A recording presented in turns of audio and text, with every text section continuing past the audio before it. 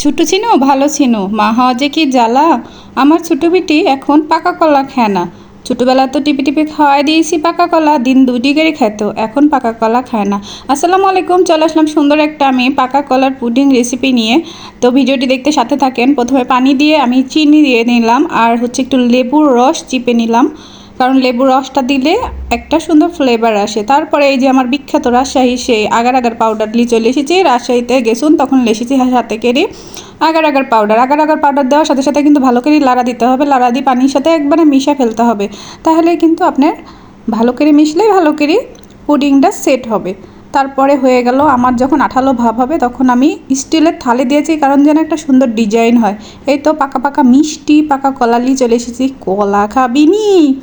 তারপরে এগুলো কুচি কুচি কুচি কুচি কুচি কুচি কুচি করে একদম পিস পিস করে একটা সাইজ করে নিলাম যেন দেখতে সুন্দর লাগে।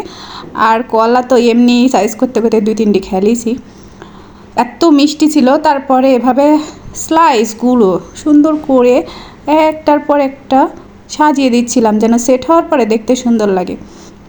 আমার বড় বিটিও তো হেভি কলা খেতে পছন্দ করে। তো কোনো দিন কেউ কখনো এই রেসিপি করেছেন কিনা বাসায় আমার কমেন্ট বক্সে জানাবেন। আমি কোনো দিনও এই রেসিপি করিনি বাবা, আজকে প্রথম, তাও বিটির লেগে। তাছাড়া আমি এসব রেসিপি করতে যাইনি কোনো দিনও, আইলসিবি লাগে। কে কে আছেন আমার মতো আইলসি?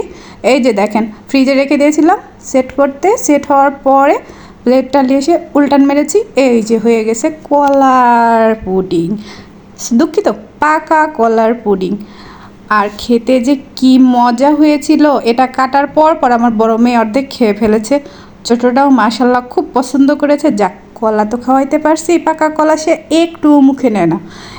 এই জেলি জাতীয় পুডিং জাতীয় রেসিপিগুলো আমার ছোটো মেয়ে খুব বেশি পছন্দ করে, কারণ জেলির মধ্যে যে মিষ্টি দেওয়া আছে সে মিষ্টি খেতে পছন্দ করে, তবে ফল খেতে পছন্দ করে না।